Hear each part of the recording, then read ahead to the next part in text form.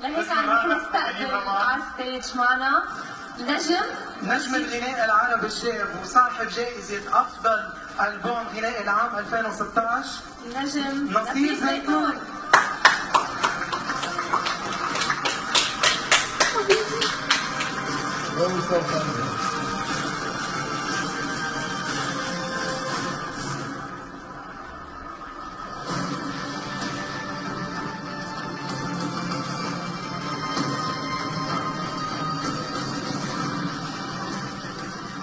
مساء الخير، مسيكم بالخير جميعا.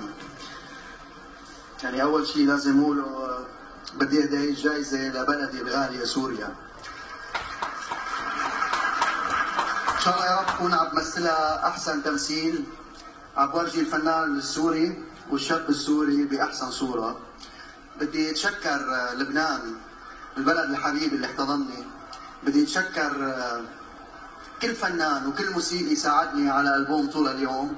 بدي أتشكر شركة الإنتاج وتري وإدارة أعمالي ميوزك إز ماي لايف، كل المحبين وكل الفانز وكل حدا سمعوا للألبوم. بدي أتشكركم لكم لأنه الدنيا كثير حلوة عم بتحطني قدام أساتذة وفنانين كبار مثلكم. شكرا لكم، ثانك يو. مسرح لك نصيب زيتون.